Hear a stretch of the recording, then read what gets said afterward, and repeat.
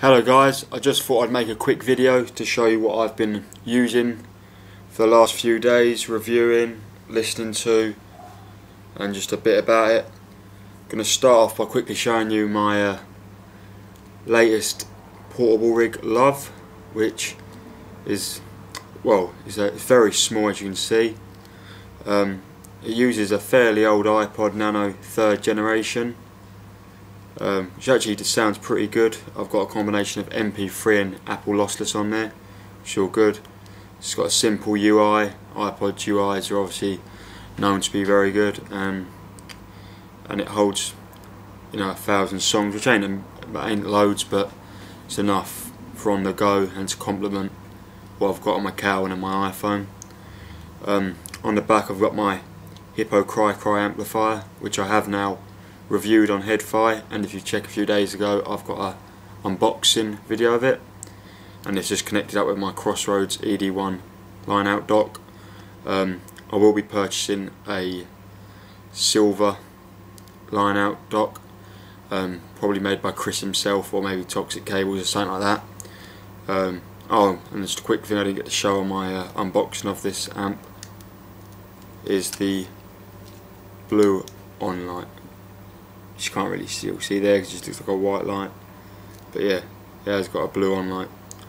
So yeah, that's my portable rig I've been using lately. Very nice, I really like the sound of it.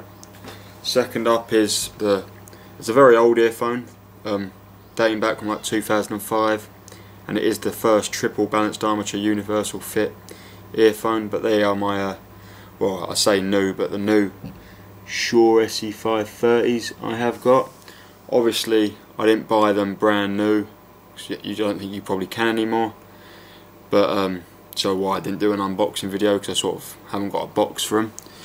But yeah, I've been listening to them for about 4 or 5 days now. I can tell you their signature is beautiful. I'm a mid lover. It's mid-centric, beautiful airy mids, fairly more laid back treble, but it's greatly accurate, greatly detailed, still good extension, and the bass is, I think, just a standard balanced armature sounding bass with, it's got the punch, it's got the tightness, it's got the extension, but it hasn't got like the rumble of a good dynamic driver. The Hippo VBs I reviewed the other day have, well, sub bass, which literally was shaking my head. But yeah, I actually found these uncomfortable at first, which was one of the biggest shames, because I just loved the sound of these. Almost rivaled my Sony's EX1000s. I spent days trying out different tips, tried Shure tips, Fisher Audio tips, TDK tips, Comply foam tips. Then finally, I went through my accessory drawer and found at the back of the drawer the old Etymotic tips I had from my HF5s. Found a pair of cut down small triple flanges from them, and yeah, I'm finding them pretty comfortable. I do prefer the sound of the Fisher Audio tips, but I can't bear them, so I'm sticking with these until I find something better. But I love the sound of them.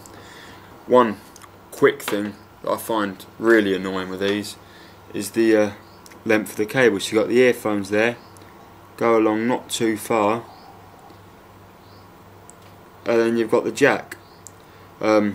This provides such a short length. You can get to maybe a shirt pocket, and that's about it, but it ain't reaching even near your short pockets or anything like that. They do provide your extender cable, which makes it a perfect length, but I just think that's annoying. It's a bit of a niggle for me, and I don't really get the point. You do get a nice cable kinch on them though, if that makes up any consolation. So yeah, that's the Shure SE530s. Great sounding earphones if you can pick them up cheap, because they're now discontinued and everything. I do really recommend them. So that's them. Lastly, I have the JVC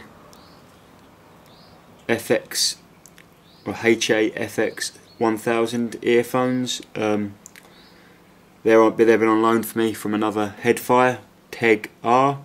So a massive thank you to him for loaning me these out.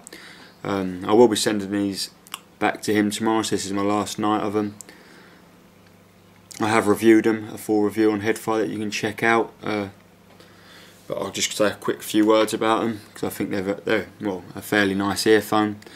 Not to my taste sound wise, because these would be described as probably a deep V-shaped earphone, meaning there's a boosting presence in the bass and trebles and a sunken mid-range.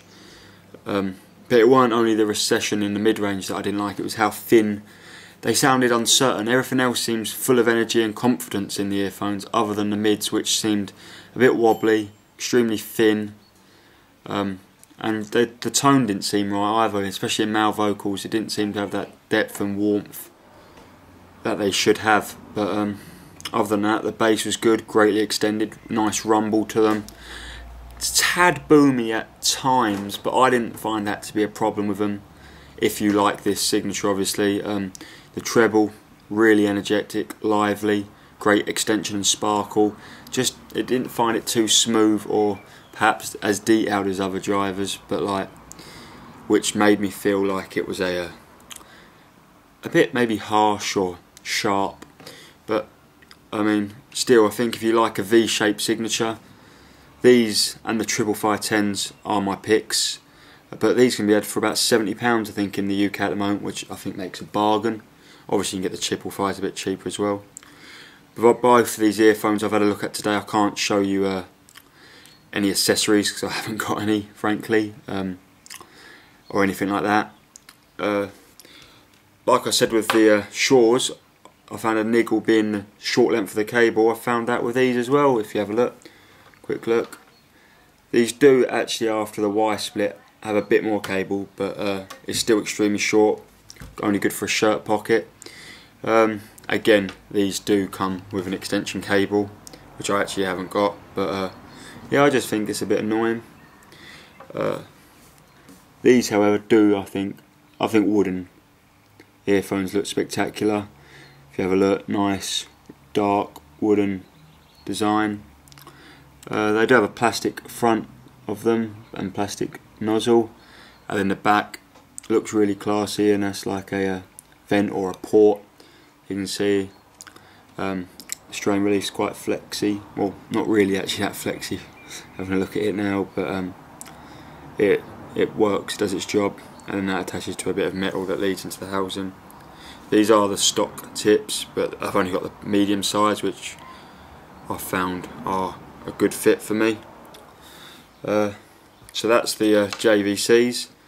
So if you're looking for a mid-set, nope, that's the Shores, a V-shaped sound, I'll give these a recommendation, especially for the price. You can pick them up in the UK, give them a go. And a mid-centric sound, you've got the Shores there. I also find if you're in the market for a cheap but extremely portable amplifier, the Hippo Cry is a great shout. Really adds some energy to the sound. It's not the bassiest amplifier, or not bassy at all. I would say it's a mid-centric perhaps amplifier, but great transparency and soundstage it adds as well, with some great features. It's got your bass switch and your gain switch, and also I think to complement it nicely, I think the synergy with the iPod Nano for sure, which I think, I don't know, I've not had a look, but it's an old iPod now, so that could probably go cheap.